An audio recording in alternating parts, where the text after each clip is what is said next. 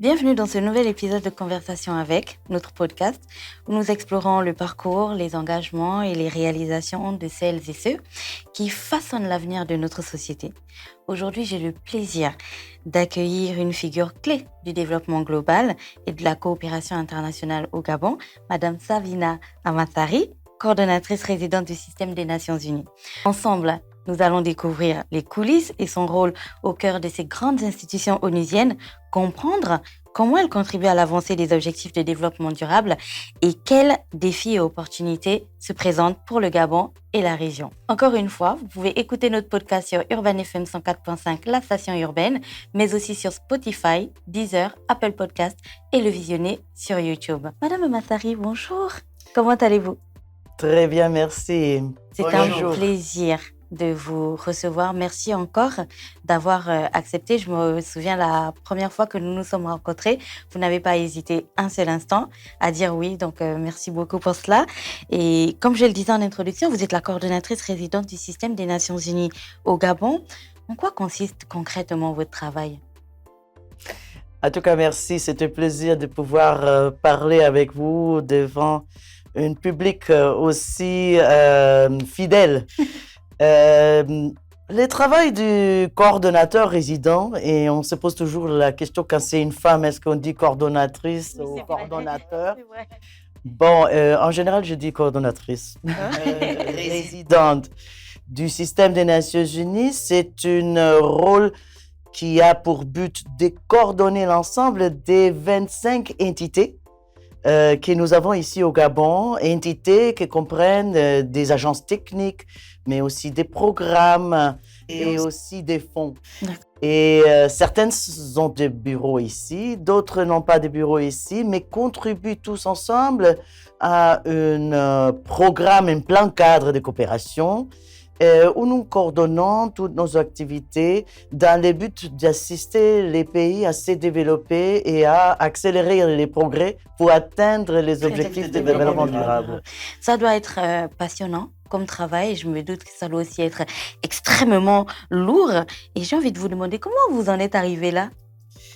C'est une longue histoire parce que ça fait quand même maintenant 30 ans que je suis dans le développement international.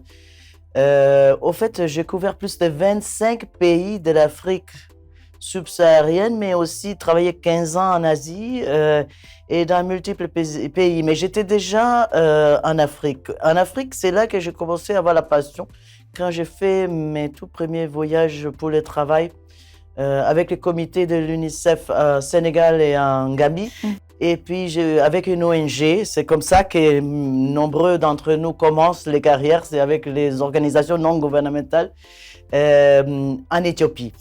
Mais au fait, c'était passion. Moi, je suis issu d'une famille internationale parce que ma famille est un peu éparpillée en Europe à travers différents pays, mais aussi en Amérique latine et en Amérique du Nord.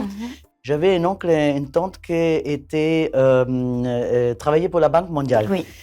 Et donc, ils étaient quand même un peu des idoles, un peu des famille. Et puis, j'avais beaucoup voyagé. Mes parents étaient des professeurs universitaires. Donc, l'été, on avait beaucoup de vacances et ils nous amenaient à voir les différents pays du monde. Donc, je suis pas seulement grandi multilingue, mais aussi j'ai rapidement pris goût à visiter des pays, découvrir leur culture, leur histoire, les gens. Et donc, j'ai étudié sciences politiques et après, rapidement, j'ai commencé à faire mes stages, des volontariats. Et puis voilà, une fois que j'avais cette expérience, même bénévole, j'ai pu faire demande. Et j'ai fait demande avec ce qu'on appelle les Junior Professional Officer Programs. C'est les programmes des juniors, des jeunes, qui sont souvent financés par leurs États, les salaires pour 2 ans et en général l'organisation s'engage de les embaucher après. Mais attention, c'est vrai qu'ils ont souvent une quota aussi pour les personnes issues des pays qui n'ont pas ce type de programme, donc même peut-être les Gabonais. Le Gabon, ça peut être très intéressant. Ça pourrait être intéressant pour les jeunes. C'est l'intérêt de justement mettre pied dedans quand on est jeune et pouvoir évoluer. Après, c'est vrai que c'est dur.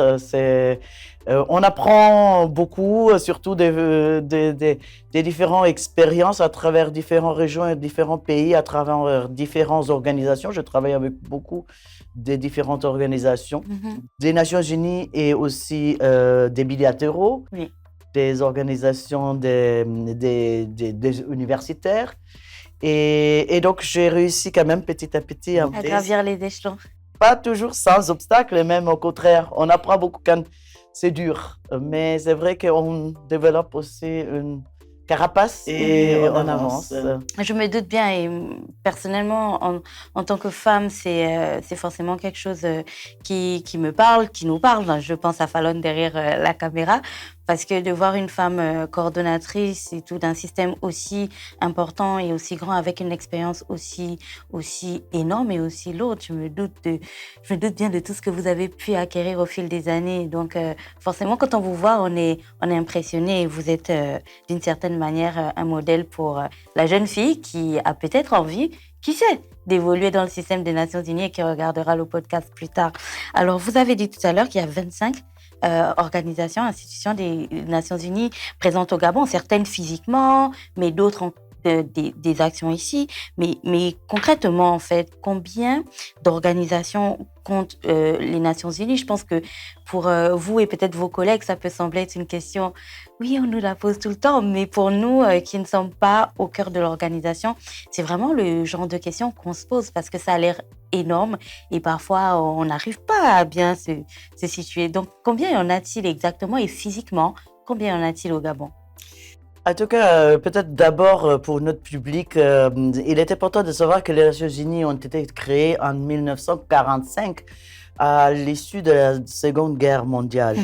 Et le but était d'unir tous les États membres, y inclut le Gabon, mais la plupart des pays du monde font partie des Nations Unies. Donc les Nations Unies ne sont rien d'autre que les pays dans leur union. Et ça pour préserver la paix, la stabilité, la sécurité, et d'une part, mais aussi pour promouvoir les droits de l'homme, la fameuse charte des droits de l'homme. Oui. Et maintenant aussi, tous les efforts de développement pour un monde plus équitable où il y a une diminution des inégalités, les pays riches, les pays pauvres, les personnes riches, les personnes pauvres, pour amener vraiment des programmes qui puissent éliminer ces inégalités et surtout éradiquer la pauvreté. Mais aujourd'hui, nous poursuivons donc avec tous les États membres 17 objectifs de développement durable.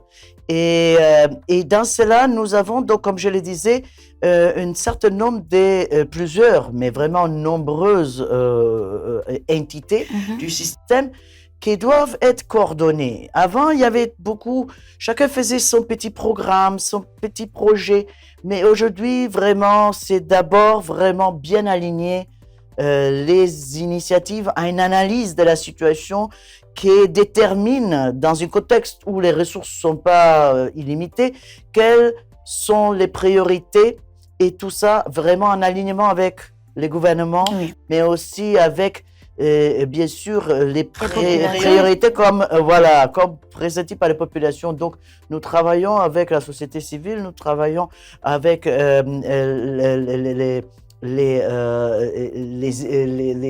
institutions de recherche. Nous travaillons beaucoup avec le secteur privé aussi, dans les partenariats publics-privés. Nous travaillons beaucoup avec les communautés elles-mêmes. Et là, on détermine quelles sont les priorités et quelle stratégie adopter pour avoir une maximation de résultats sur l'investissement. Et là, après, chaque entité des Nations Unies va venir selon son mandat, mais aussi selon l'expertise qui peut contribuer et puis avec des financements. D'accord. Donc, je suis sûre que vous vous posez aussi la question d'où vient les financements. Oui, ça c'est une question que l'on va voir au fur et à mesure de notre interview. Et donc, si je comprends bien, On a ce dont le pays a besoin, enfin le plan de développement, par exemple, du gouvernement. On a ce dont les populations ont besoin. On a aussi un petit peu le regard de la société civile. Vous prenez toutes ces entités-là, chaque position, et puis vous ciblez ensuite les programmes à adresser. Et maintenant, en fonction des différentes institutions des Nations Unies, vous harmonisez le travail. C'est bien ça? Et c'est ça. Et nous coordonnons donc l'ensemble des interventions et nous les planifions. Nous avons des plans cadres qui sont de 5 ans généralement, alignés au cycle de programmation du gouvernement. Mais chaque année, nous faisons un bilan de l'année précédente et nous planifions les activités pour l'année suivante. Et là, on fait beaucoup de partenariats avec d'autres organisations. Au cœur, pour revenir au rôle donc des Nations Unies, est vraiment de laisser personne pour compte. C'est-à-dire que vraiment, il est important d'amener un soutien tout particulier à ceux que sont les groupes qui sont généralement vulnérables. Comme aussi, nous savons qu'il subsiste beaucoup des inégalités entre les hommes et les femmes, entre les garçons et les filles. Donc, nous faisons des programmes pour les femmes et pour les filles, pour qu'elles aient les mêmes droits que les hommes et les garçons, qu'elles aient les mêmes opportunités, qu'elles soient autonomisées comme tous les autres. Nous travaillons beaucoup avec, par exemple, les jeunes, parce que les jeunes sont aujourd'hui dans des situations de précarité bien importante. Si vous voyez les chômages, même ici au Gabon, les jeunes sont les plus affectés par le chômage. Et il y a aussi les personnes vivant avec un handicap ou les personnes vivant avec le VIH. Donc, les personnes vivant dans les zones très rurales et qui n'ont pas accès aux services importants comme l'éducation, la santé, la protection sociale. Donc, c'est tous des actions que nous promouvons pour avoir un accès équitable pour tout le monde et que tout le monde puisse participer aussi en termes de gouvernance au développement du pays. De ce que vous avez dit, on comprend bien que du coup, les Nations Unies, c'est nous tous. Et les objectifs de développement durable, du coup, ont été développés pour, comme vous l'avez dit, lutter contre les inégalités et permettre à chaque pays d'offrir à chaque citoyen une situation adéquate à sa vie. Et l'une des réflexions qui me venait, et c'est quelqu'un qui me faisait remarquer ça lorsque je travaillais sur cette interview, il me disait, est-ce que tu es sûr que les objectifs de développement durable sont réalisables? On a l'impression que c'est comme une quête utopique après laquelle on court. Qu'est-ce que vous pourrez nous dire? Alors, pour revenir un peu de mon parcours, une chose que j'ai appris en travaillant avec des organisations comme UNICEF, par exemple, mais aussi avec d'autres agences des Nations Unies, dans des contextes où il y a beaucoup de défis, c'est d'être ambitieux. L'ambition est nécessaire. Déjà à l'époque, quand j'étais très jeune fonctionnaire de l'UNICEF à Abidjan, en Côte d'Ivoire, mais je couvrais 23 pays de l'Afrique de l'Ouest et du Centre. Nous avions ce débat. Est-ce que c'est à l'époque ces cibles qu'on poursuivait, est-ce qu'ils ne sont pas trop ambitieux? Et la réponse était non. Il faut être ambitieux. Et il faut, si on mire atteindre 70, on va probablement en atteindre que 50. Alors que si on essaie d'atteindre 100, on va au moins atteindre 70. C'est un peu comme quand vous négociez même au marché, c'est-à-dire on part d'en haut pour... Ok, peut-être on va descendre, mais quand même, il faut être ambitieux. Mais il ne faut pas non plus être trop ambitieux. Parce que quand on est trop ambitieux, on risque de provoquer des frustrations. Et donc, il faut trouver le bon équilibre. Mais ça, on ne peut le faire que si on comprend bien et on analyse bien la situation. Et c'est pour ça que nous faisons ce qu'on appelle des enquêtes et nous générons des données qui nous permettent de dire où est-ce que nous en sommes avec le chômage parmi les jeunes au Gabon. On sait aujourd'hui c'est 36%. c'est clair qu'en 2 ans, on ne va pas pouvoir tomber à 15%. On ne peut pas vraiment aller au-dessous des 50%. Mais il faut bien calibrer. Et sur ça, c'est important aussi d'avoir l'engagement politique, mais aussi de pouvoir avoir les investissements, les finances qui vont avec. Parce que peut-être on a l'engagement politique de couper en deux les taux de chômage parmi les jeunes, mais si après on n'a pas les moyens de financer des programmes, des crédits, des formations, des accompagnements, on ne pourra pas réaliser. Donc, il y aura une frustration. Après, les gens ne vont pas pouvoir suivre, ils ne vont pas encore s'engager. Donc, il faut trouver le juste milieu. C'est ça ma réponse. Il faut trouver le juste milieu. Mais il est important aussi de savoir que les 17 objectifs de développement durable ont été conçus pour que chaque pays puisse les adapter à leurs besoins. Donc, il fallait que ce soit un cadre, c'est les cadres les plus larges d'ailleurs qu'aujourd'hui on a vu. Par le passé, c'était beaucoup plus spécifique et partiel. Aujourd'hui, on est content parce que c'est un cadre très large, qui est vraiment, que ce soit une île, que ce soit un pays très grand avec des milliards d'habitants, que ce soit un pays plus petit comme ici, avec peu de population.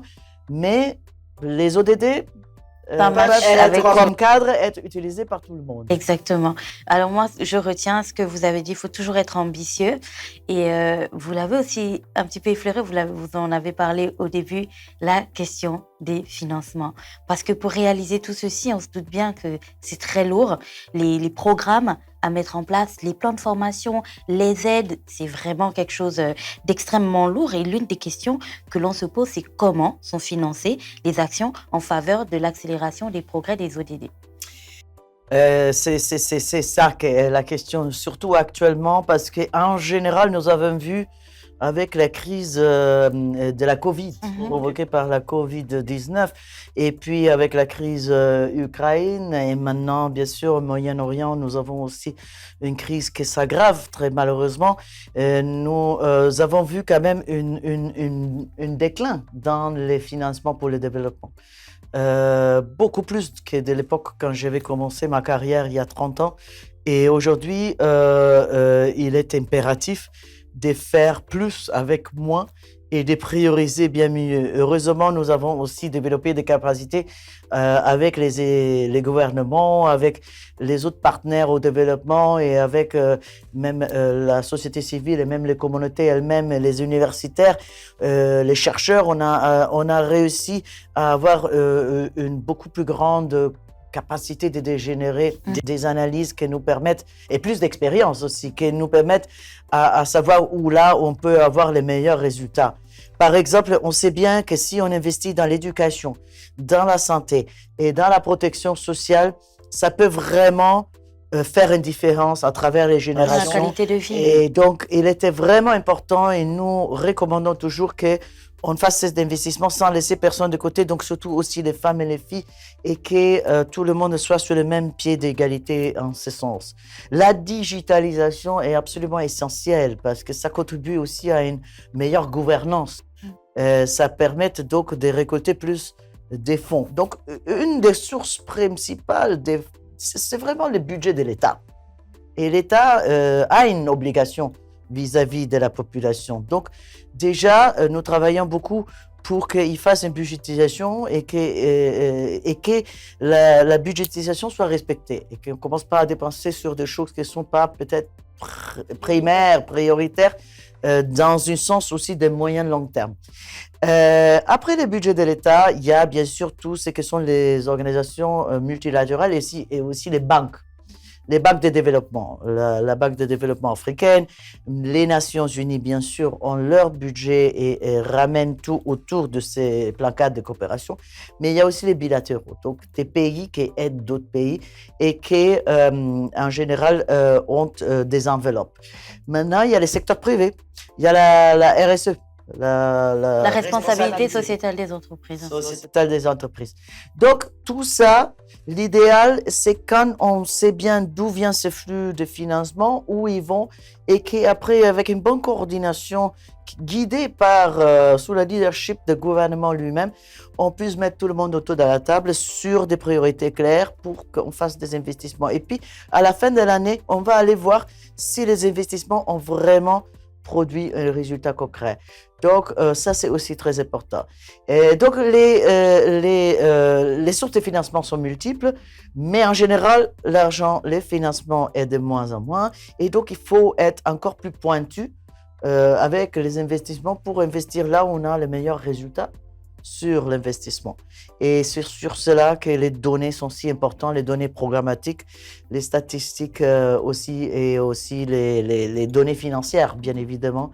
Les Nations Unies font beaucoup d'efforts aussi pour attirer des investissements pour les Gabons en direct. Ce n'est pas seulement de l'argent qui vient à travers nos entités, mais aussi nous aidons, nous faisons beaucoup de plaidoyer, par exemple, sur toute la question de la transition à une économie verte et bleue, pour attirer des investisseurs en disant le Gabon est un champion. Le Gabon a fait beaucoup d'efforts. Le Gabon a beaucoup de forêts. 88% du pays, c'est les forêts. Ces forêts créent les deuxièmes avec les bassins du Congo, le poumon mondial. Et il faut davantage investir. Mais il faut indemniser les Gabon pour ces efforts. Et ces financements qui vont venir doivent vraiment aller pour aussi rémunérer les efforts des communautés et améliorer les conditions de vie des communautés, des populations sur le terrain. Donc, c'est ce type de choses aussi, le marché de carbone et tout ce que sont les efforts pour la conservation, la préservation de l'environnement, mais aussi une transition à une économie qui exploite les ressources naturelles de manière responsable et de manière durable. Donc, c'est ce type de choses sur lesquelles nous travaillons aussi avec les autorités gabonaises. Vous l'avez dit, désormais, il faut faire plus avec moins, avec l'actualité que nous vivons et que nous connaissons tous. Ça m'envoie vous demander, il faut en faire plus. Du coup, vous avez besoin de partenaires beaucoup plus pointus, beaucoup plus performants et beaucoup plus engagés. Aujourd'hui, qui sont les partenaires des Nations Unies qui les aident à mener à bien ces objectifs de développement durable? Alors, aujourd'hui, il y a des partenaires traditionnels. Au fait, je suis en train de penser à la Banque mondiale, le Fonds monétaire international, mais il faut dire qu'eux, ils font partie de la famille. Pas dans le strict sens, mais et il faut quand même, nous on les compte dans notre famille, ils viennent à nos réunions, on a des réunions hebdomadaires avec toutes les entités pour justement coordonner nos activités. Mais après, on a aussi d'autres partenaires, bien évidemment. Ça va sans dire que les principal partenaire, c'est le gouvernement quand même. Exactement. Et même dans des moments de transition, les gouvernements restent les partenaires number one. Mais en même temps, et bien sûr aussi la société civile et les communautés elles-mêmes, mais d'autres partenaires externes plutôt sont aussi des bilatéraux ou des organisations internationales non gouvernementales. Et il y en a vraiment beaucoup qui sont intéressés au Gabon, surtout aussi sur ces questions que je viens d'évoquer, sur la question de comment soutenir l'économie verte, la lutte contre les changements climatiques.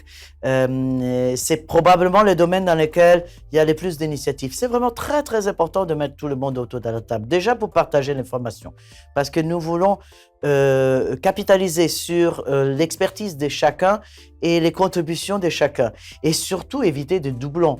Donc, nous, Nations Unies, on a un rôle impartiel, neutre, sont quand même souvent très sollicités pour aider les gouvernements à coordonner un peu l'ensemble des acteurs.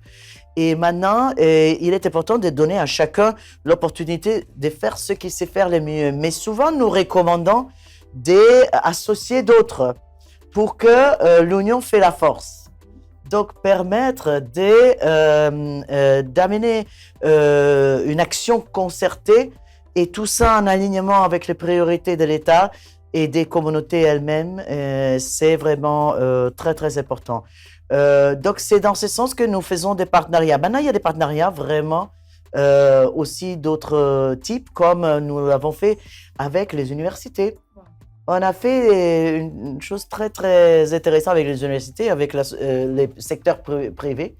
De plus en plus, on travaille avec eux parce qu'on se rend compte qu'il y a beaucoup de volonté, il y a beaucoup de moyens qu'ils sont prêts à mettre à disposition.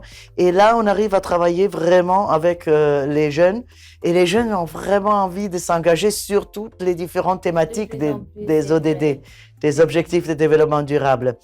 Et c'est dans ce sens aussi que nous sollicitons toujours on mobilise beaucoup, même sur les questions relatives à la gouvernance. On a, pendant la transition, fait en sorte qu'on pouvait vraiment faciliter les contributions des jeunes hommes, jeunes femmes, des personnes vivant dans les provinces et même des personnes parfois pas lettrées. On s'est même déplacé avec des ordinateurs pour les aider à contribuer aussi, à dire ce qu'ils pensent et ce qu'ils attendent.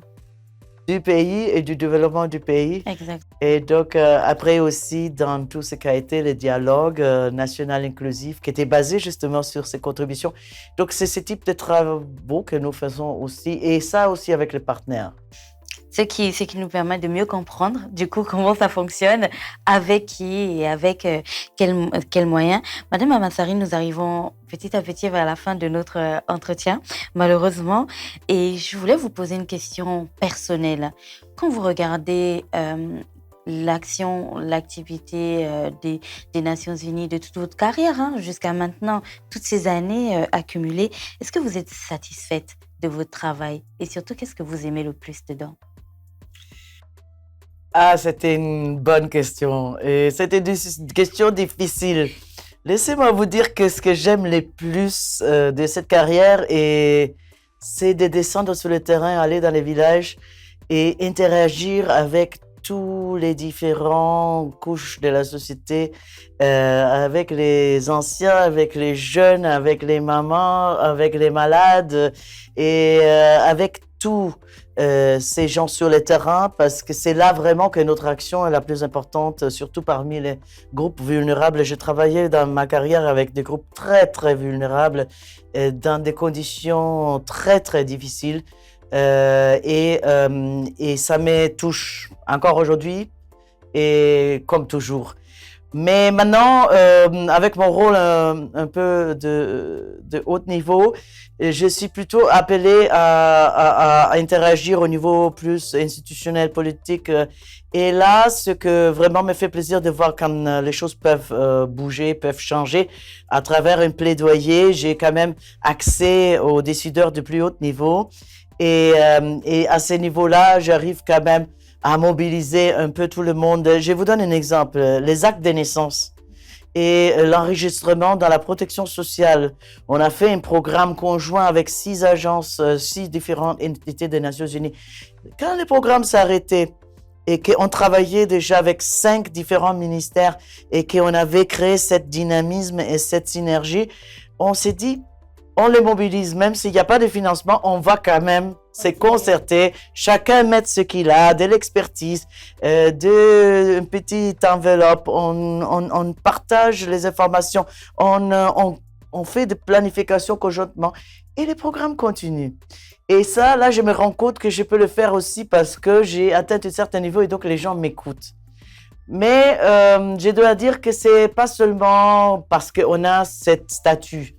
Les statuts gagnent aussi en étant intègres et en étant avoir de la compassion et y croire réellement, quand on est, comme on dit, authentique, parce que c'est là qu'on a des followers et les gens voient les buts et partagent les buts et donc on s'embarque. Donc, à travers toutes mes étapes, dans tous les échelons, j'ai quand même réussi à mobiliser les gens. Peut-être ça m'a aidé aussi à être où je suis aujourd'hui.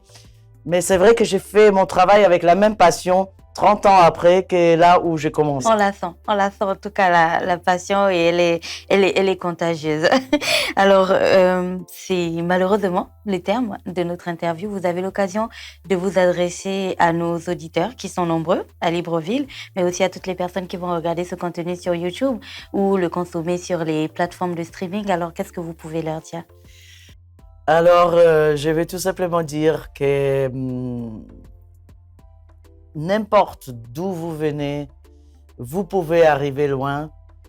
Et si vous y croyez réellement, si vous faites ce qui vous passionne et que vous êtes persévérant et que vous mettez tous vos efforts dans un esprit qui va au-delà de votre propre intérêt ou de votre petite sphère, mais que vous êtes ouvert à changer le monde, vous pouvez y arriver. Que vous soyez des garçons, des filles, des femmes, des hommes, des personnes qui partent d'un milieu plus précaire ou que vous ayez déjà eu la chance de partir plus loin. Mais n'oubliez pas de justement porter avec vous toujours ceux qui ont peut-être eu moins de chance dès le début. L'important est qu'on avance ensemble. C'est ça que j'ai envie de dire ce soir. Merci beaucoup. Alors, moi, ce que je retiens, c'est qu'il faut être persévérant, il faut être ambitieux et surtout, il faut y croire. Et puis, il faut se dire que c'est la somme des petites contributions qui font le changement global. Voilà, c'était donc la fin de cet épisode de notre podcast. J'espère que tout comme moi, vous l'avez apprécié. Vous pouvez l'écouter, le réécouter, en abuser sur Deezer, Spotify, Apple Podcast, l'écouter sur Urban FM durant toute la semaine et puis bien sûr le visionner sur YouTube. C'est l'occasion de dire merci à toutes les personnes qui ont permis la réalisation de cet épisode, notamment toutes les équipes de la coordination du système des Nations Unies. Coucou Dior, merci beaucoup. C'est aussi l'occasion de dire merci aux équipes d'Urban FM que vous ne voyez pas, qui sont derrière la caméra mais qui rendent ce contenu possible.